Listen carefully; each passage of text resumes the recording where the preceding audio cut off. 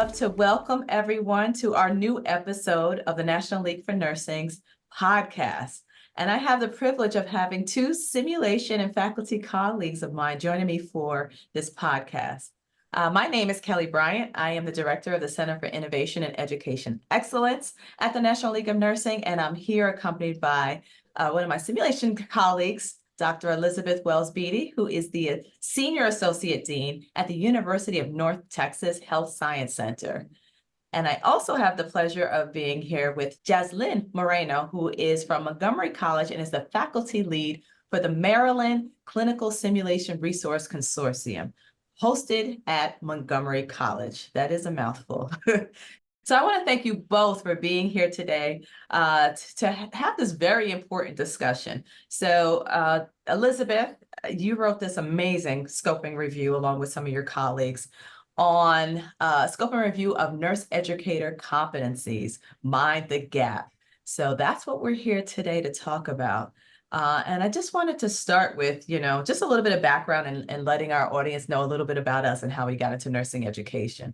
So I'll start with Jaslyn. And if you could just let us know, how did you get into nursing education and how well did you feel prepared for that transition?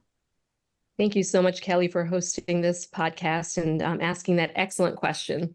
So I actually got into nursing education by accident. I remember working a shift in the Peds ER at Children's National Medical Center. And I think there was an agency nurse working next to me that day. And she was like, hey, why don't you try clinical instructor over at the school? And I was like, really? And I was young and, motivated, trying all kinds of different things. And I said, sure, sounds cool. So within a week, I got hired to be a clinical instructor for a Peds unit at a local community hospital. Mind you, I had only been at Children's in the Peds wing for about 6 months. So not an expert in that area as well. My orientation to the clinical unit consisted about an hour talking with a nurse who was on the unit. And I started my first clinical instructor day at 7 o'clock and had a group of 8 students that fortunately I had a passion for it.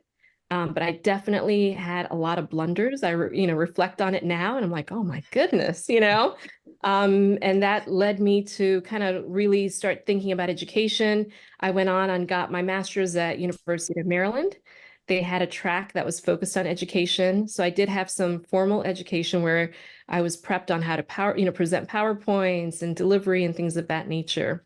And then transitioned to a full-time faculty position at a small community private institution in Maryland that did not have a formalized training for novice educators, did not have any type of orientation program. It just couldn't support it, I think, and really found it to be challenging.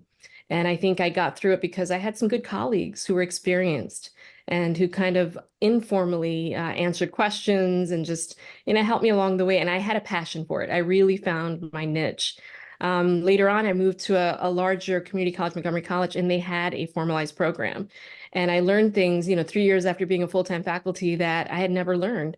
Item analysis, things, exam reviews as a team. And then I had an opportunity and really was supported through professional development. Recently, I did the NLN Sim Lead. I've done lots of professional development on my own, and that has really helped my career and really helped me sustain as a faculty member. So that's my long journey condensed to like 2 minutes. And you know what? Your journey sounds like a lot of other nurse educators' journey. I think a lot of us went straight from clinical practice, whether it was working as a nurse or a nurse practitioner. Similar journey. I was a nurse practitioner, and I got a call that they were in need of clinical instructors, and that was my segue into nursing education. And I did that for 1 semester. And the next thing you know, there was a full-time nursing assistant professor position, and I went for it. So it was like 1 semester of being a clinical faculty, and then next thing you know, it was full-time professor. And like you said, being a nurse practitioner does not prepare you for being a nurse educator. I'll never forget writing my first test. I thought it was brilliant. Luckily, I had a mentor and I wrote it and I gave it to my mentor and it came back with so many red marks all over it. And the first time I tried to put a syllabus together, I mean, these are things that we're not taught as nurse practitioners, and those skills that are necessary to be an effective educator that, like you said, you were lucky. You had class, you had a great mentor to show you the way. But I think about all the other faculty who really don't have that orientation or that mentorship going from clinical practice to academia. So Elizabeth, tell us about your journey. How did you get into nursing education? So I mean, when you're looking at it, I think, as you mentioned, most of ours are very similar and into really kind of how we got there. I was fortunate, though, that I had been on a floor for at least 3 years before being asked to be a preceptor, but it wasn't a lot longer. And while I was precepting on the floor and became one of the primary educators on our unit with really teaching newborn resuscitation and ACLS and BLS, I really kind of started finding my passion and spark for educating and education. I also had some amazing faculty when I was in nursing school. One in particular that always comes to mind for me, and that she was really an amazing mentor and great role model, even from the profession and then moving into the education standpoint. So I embarked on an MSN in education as well, and then kind of ended up in a little bit of a reverse of my roles because my husband is retired military, and so we traveled a lot with his job because he was in the military for 29 years, and so we were actually stationed overseas. And I hadn't had the opportunity to be using my degree. I graduated with my degree when I was over there, kept teaching BLS and ACLS, and they kind of came to me and said, hey, we have this job that came open, and it was actually in simulation. So I was actually a simulation coordinator and director before I was in academia as a faculty. So I kind of ended up a little bit of the reverse, but still needing to use those same things that you're needing to do within a clinical setting. And we were with a medical group that really trained med techs, nurses, physicians, everybody, all healthcare professions. And then when we moved back to the States, I had the opportunity of becoming an adjunct faculty for a really short period of time. And then I became full-time faculty. But as you had mentioned, Jasleen, it's really interesting. You prepare in your education, even as an MSN in ED, not even just so much as an advanced practice registered nurse, you still don't get the experience of really operationalizing everything really well. And so same thing as you had mentioned, I thought I created some amazing exams. And then when half my class failed, I was like, oh, that probably wasn't the best exam at all. And really try to backtrack to say, okay, this was my mess up. Let's figure out how to get you guys back on track. And then just really navigating and managing the classroom, because what I thought was an amazing idea and really had to struggle with a lot is that and I think that's probably what geared me towards simulation a lot. I'm an experiential learner myself. Mm-hmm. And so I always liked those hands-on activities and like the things that really kind of helped you do things. And some students in an ADN program really didn't appreciate that. They really, those first couple of years were really difficult. And then I embarked on my PhD, and I chose education as my PhD. So I continued that focus to be able to align with pedagogical research and looking at education in that lens, because I think it's important, as you mentioned, Kelly, to really understand how do you become an educator from those other areas and those other experiences that you had. And I think, unfortunately, there are moments in time that I think our profession, especially when you do look at researchers and in academia, nursing educational research really isn't the big bucket item. Like that's not where, you don't typically get funded really well. You're not like the limelight, because it's just education. But to me, it's always been extremely important to make sure that we're educating our profession appropriately. Yes, and it is important. So you wrote a wonderful article for the Nurse Educator with some of your colleagues, as I mentioned, called the Scoping Review of Nurse Educator Competencies, Mind the Gap. Do you mind telling us a little bit about your recent article? What was the reasoning for deciding to do this scoping review? Yeah, absolutely. Thank you. So this particular article that I wrote with Dr. Sharpnack, Darla Grubin, Dr. Klinke Borgman, Dr. Goliath, and Dr. Yeager, kind of really came about the first conference back face to face with NLN. So went to the conference in DC, and there was a lot of conversation. I believe that was the same year that Dr. Layton was the speaker, and started hearing the buzz of the new article that had come out from Kavanaugh and Sharpnack, and how significantly it went down from that 23% to this 9%, and then even again to 7%. And so I kind of was sitting there during that time and started thinking, you know, what is really going on in our culture of education and for students in specific. I'm very I try to be reflective on my practice as a nurse educator. And like I mentioned, the first test that I wrote, my almost over half my class failed, right? So when I looked at that in my mind, the failure wasn't on their part. The failure was on my part. And so as I started thinking about this article and hearing everything that was going on and all the conversations that were occurring, a light bulb kind of went off in my mind. And I said, you know, I think actually Dr. Klinke Borgman was sitting next to me. And I said, you know, when is it going to be on us?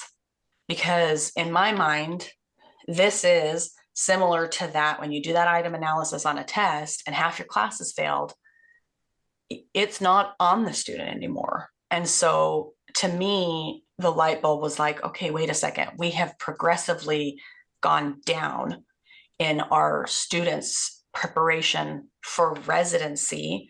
And I'm very specific about for residency because that makes it even more, I think, a little bit a bigger red flag to me, is that it's not that they're ready for practice. That article is saying that they were 7% ready for residency. And so that's not on them anymore. That's us. What are we doing to really help prepare them for practice? And what are we doing to be able to help us be able to be better educators? And when you look at historically, and, you know, always coming off of a conference, you always hear newer things and different things that you're doing. But historically, we've never really been great with the number of faculty that we have for nursing, right? We know that there's a shortage of nurses, and faculty is even worse. Mm-hmm. And so we've done kind of our education practice a disservice, because we did reach out and say, oh, well, you're an amazing practitioner. You, like, your patients love you. You have everything all organized. Like, you're probably one of the best people I've seen do this, this, and this. You communicate with your patients well. Why don't you come and teach? It's a completely different world. It's not even somebody that's amazing in practice is getting thrown right back into that novice role. And they don't understand if they haven't. I mean, even with both Jasleen and I, we both said we took master's courses in education, but yet neither one of us was really shown, how do you write test items? How do you analyze a test? What does your syllabus look like? How are you writing outcomes? I mean, you do it, but it's in that same context of our students that you're just so in the moment of trying to do things that you don't really get to contextualize it really, really great. And so that was really kind of where this whole article, where that guided. Dr. Sharpnack happened to be at the same conference. And so her being one of those primary authors on the actual article, I reached out to her and I said, you know, would you consider joining us? And she said, absolutely. She said, this is so important. This is such important work. And so we did the scoping review. And as with any scoping review, it takes a lot of iterations, because you have to read a lot. You have to go back. You have to really, really get into the meat of what it is saying. And it was really interesting, and it was amazing. It was an amazing team to be able to really pull it together and look at what we came out with. And that's where the Minding the Gap is. So Elizabeth, thank you for sharing that. I was at that conference as well, and I can echo the response that we felt as educators. You know, it was a call to action for all of us. And I love that you were able to do this work in response to it. Because I personally, I've struggled and, I've tried different initiatives. Where do we go with this? And as you were speaking, I was just thinking about the parallels that we see as new nurses enter the profession, the challenges they have, very similar to new educators who enter the faculty role. And, we have a lot of data saying that, it's only 7% who's ready for residency. I'd be curious to know, how many educators are truly ready as they enter? And, what does that look like? And what type of action do we need to take in response to that, Mhm. So, I mean, some of the things that you said really resonated with me. Thank you for sharing that. Um, I think we wanted to know, what did you find most surprising from your research in writing this article? Um, I mean, I think that interestingly enough, because we had some pretty in-depth conversations while we were looking through the literature and really kind of looking at the background and what we were trying to look at. One of the bigger things I think for us that was surprising is the number of times we really had to go back and look again because we'd used Covidence, so we went through the whole process of narrowing things down. But we also didn't come up with many very articles that really spoke to the purpose and that focus of competency in nurse educators. And that was one of the other things. And Jessalyn, you kind of sparked my thought process again when I was talking about when all this was happening. This also happened to be the same time that AACN had decided to come out with the new essentials, speaking to really where they were looking at with those level 1s and level 2s. And it was a difficult conference because there was a lot of rumbling to where there was no longer that support for the MSN in nurse and education. And so if you're saying from a larger accrediting body that may not be the route but I mean, they have since retracted on that thought process and that feeling, but our voices were heard is what I'm hoping as to why that was retracted. But it really was interesting that you have this significant, very significant number, and you think that just changing the competencies for students is going to make that difference, yet we're still not looking at how are they being educated. And that's, I mean, I think that's really that missing link. I think that's a huge problem. So I don't think we really, that was probably the biggest thing. And we had intended, well, let's maybe we could do a systematic because, there's more rigor to a systematic and there's more in depth looking at a systematic and looking at those metrics. We didn't even have enough. When we pulled it through the questions that we had, we didn't have enough articles to even consider a systematic review. There was no way that we would have gotten any analysis or any of the rigor within it. So we actually had to shift after a couple of conversations to a scoping because we were really trying to inform, because I think that's the hope too. And as you mentioned, what is that percentage of competency for educators? Is that something that needs to be researched and looked at? So I think our thought process now with this scoping review is really hoping to spark people's interest in, we really need to look at this.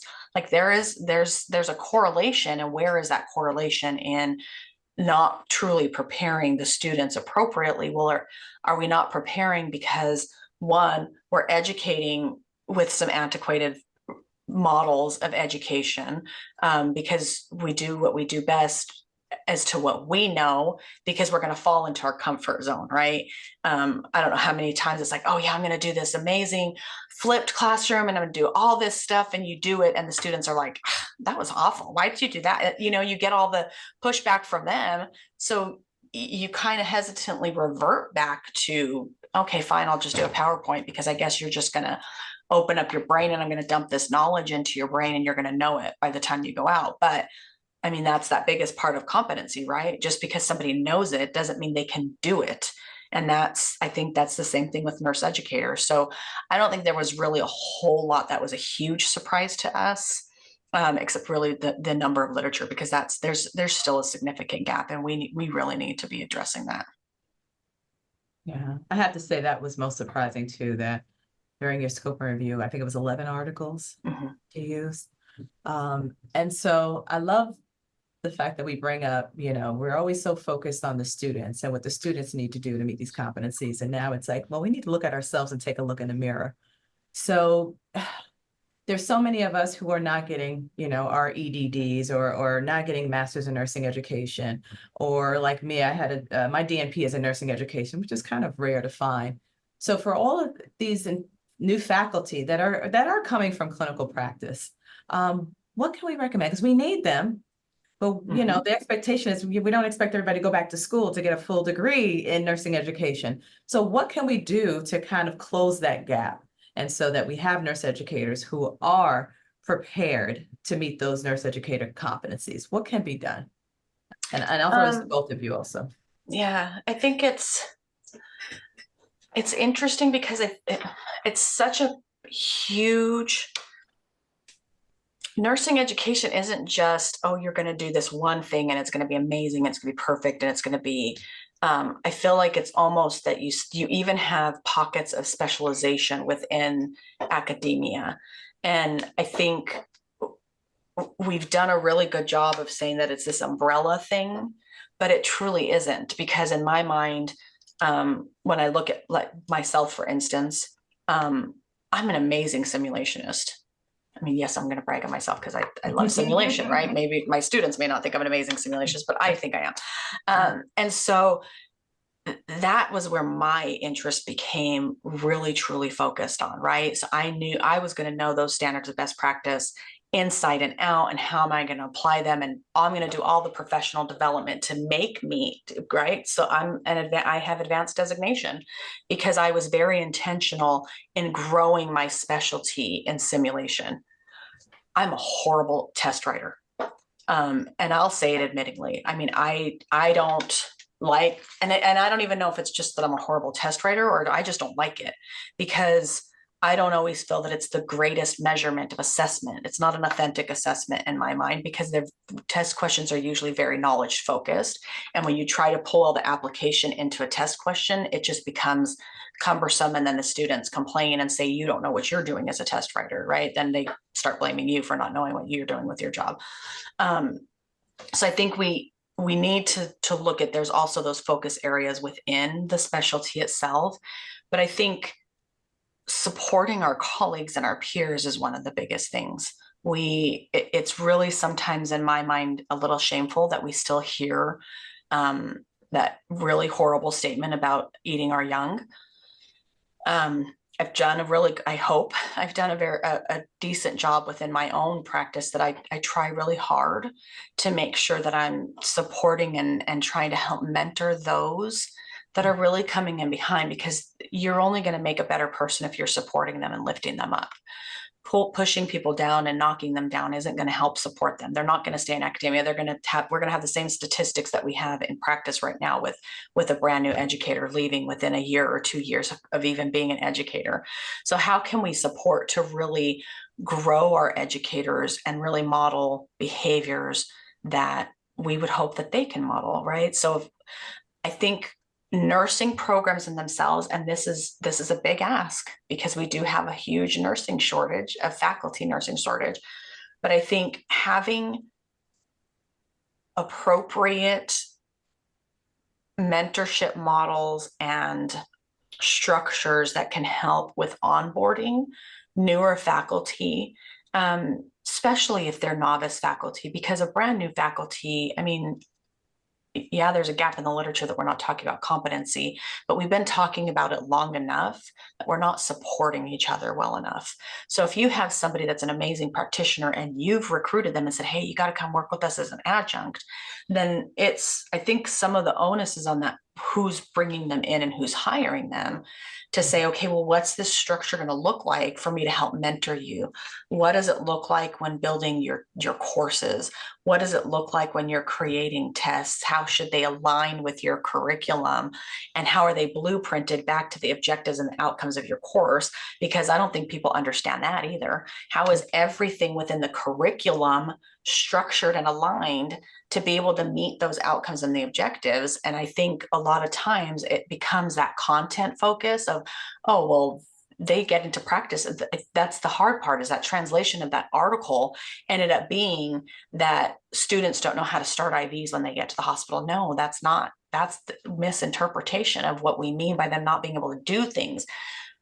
a baccalaureate prepared nurse or an ADN nurse, it's not task oriented. It's what's behind, what's the outcome, what are you truly needing them to do to understand, because they could start an IV, but if they don't understand that they could have blown the vein, or that they could have eviscerated it, or that they could have done some damage, or if they didn't do an Allen's test, that they could have created some kind of circulatory dysfunction. Like, there's other things that we need to pull out. And I think that's where it starts. We need to truly be supporting our new educators, and what that looks like is professional development and mentorship models. And it's not going to come from just one location. I mean, it's, NLN is our primary location for education as nurses, and they can help with some of the lift, but that's a huge burden to bear by themselves. I mean, they can't mentor every single faculty coming in. They can't offer professional development for every single person or nursing, coming in. So I think even just pockets regionally to help with some of those things with our experts, and looking for people that can mentor, because I think that helps with that sense of belonging as well. We have seemed to go over our time allocation for this podcast.